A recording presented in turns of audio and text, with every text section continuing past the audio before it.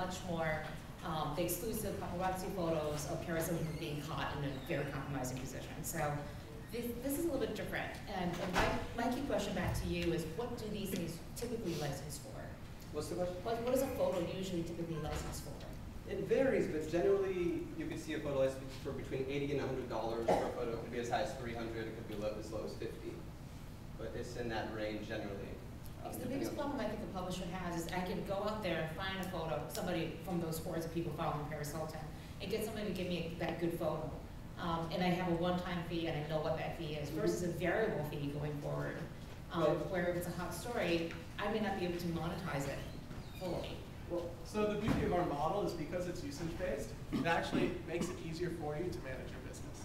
Because before you were paying an upfront fee, and you don't necessarily know how much traffic that story is going to receive. So you may have overpaid or you may have underpaid. But because our model is usage-based and because ad revenue is realized over time, it only makes sense to amortize your costs alongside your ad revenue as well. And so what we've done is we've really taken down the barriers to entry, and we allow any long-tail publisher to now license content legally and only pay for what they truly use.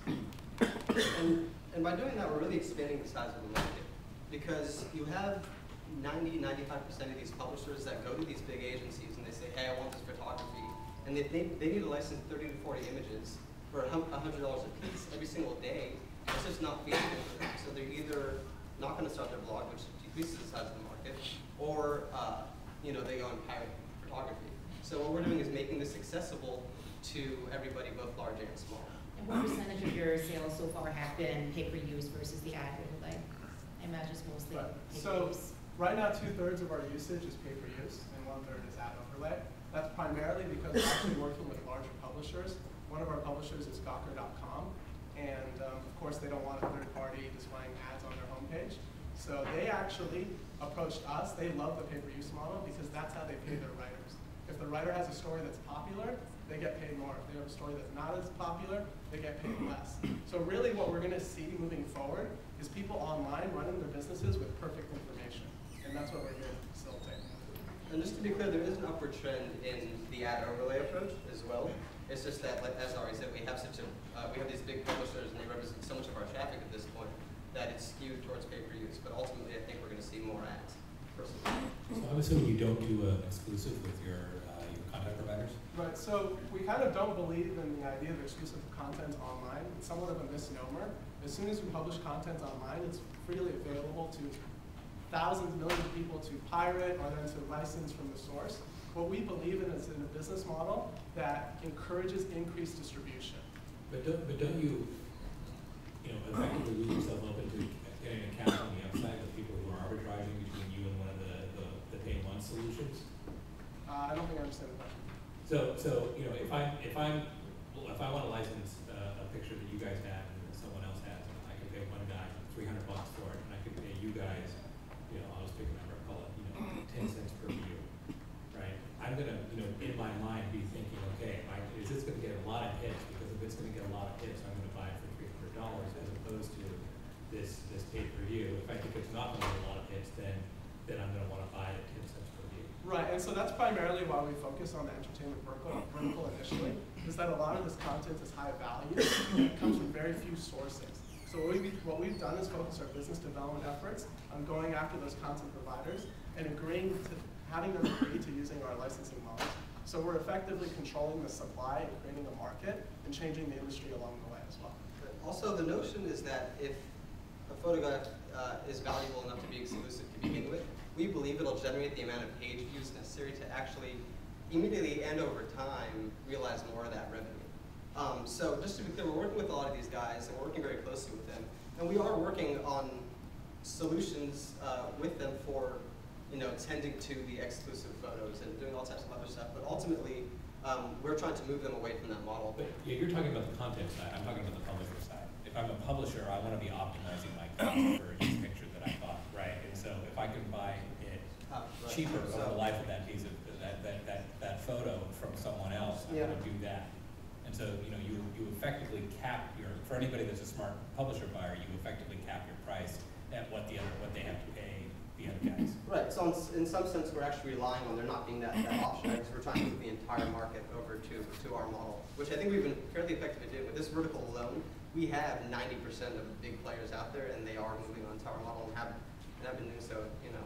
So yeah, there is going to be that market inefficiency where you can go to a Microsoft site and probably grab a photo of an Apple for $1. But if you want a photo of Steve Jobs holding the new 3G iPhone, well, there's only limited supply for that. And we really feel that those content owners are going to be flocking to our model. And by default, the industry will slowly begin to change as well. Two questions. So my sense is that this kind of model may be particularly applicable for mid-sized publishers, smaller publishers potentially, if you guys agree with that, or? So absolutely it is very applicable to the longer tail and mid to small size publishers, because it enables them to get all this great content in a way that makes sense, and even for free if they want. But what we found increasingly, and we can't name names beyond Gawker, because that stuff hasn't been finalized, but we are working with some really large publishers. And okay, so on the mid-tier, as an example, do you foresee a potential issue where a breaking out blogger gets dug for the first time and all of a sudden, has no idea the kind of page views they're about to expect? Yeah. And do you allow people to put limit orders on bids, or Yeah, absolutely. how do you envision that working? So we're able to seamlessly switch between models. So we can go from pay-per-use to ad overlay seamlessly. You're able, a lot like an ad network, to set a budget for a given image, and if you go over that budget, we'll automatically switch you to ad overlay. If you just want to have pay-per-use on your homepage and have it switch over automatically in archive pages to an ad overlay model, then we do that as well. Do you think that's realistic, though, that a publisher on their end would be able to switch their ad model like that? No, it happens seamlessly, automatically, so they just specify that. You don't have whatever they want. you don't have to update your code. What you do is set a daily budget. Right. And when that daily budget is exceeded, our code on our end can dynamically switch between pay-per-use and ad support. We could also determine if it's an archive page versus a home page. But the bigger answer to your question is that if they're getting 1 billion page views on a given story, then they're making a ton of money from that story. And that photograph would have generated a ton of value for them, right? They're making significantly more money than we're charging for use of that photograph. Well, it depends on their ad model, though. If they're selling on their own sales This is force. legitimate content licensing to legitimate businesses, so I mean there is monetization happening here, else they probably wouldn't be buying a photo, they'd just go get it for free somewhere. Mhm. So I think the important thing to know is they are generally making a lot more. That's what we're seeing in practice as well, than they would be paying for. My other question is around your script. So do you guys rep very specifically to what your script tracks and what it doesn't track, as far as what's deployed on the site? Has that come up at all? Is that written into your commercial agreements? How does that work? Yeah, so our code, first of all, we have terms of service before launching. The new version is in private beta. So we have terms of service that will be launching when it goes into public beta. But to specifically answer your question, we can identify exactly what content we want to track and focus our tracking specifically to that. So we can restrict it and not track too much information. One more thing to note, which we didn't actually get to in this presentation, is that we're able to go back, this is huge, and remonetize expired licenses and monetize pirated content. We can't go into, how we do that, but we are able to do that. And that's a big step forward, because we're taking all this money that should be there on the table and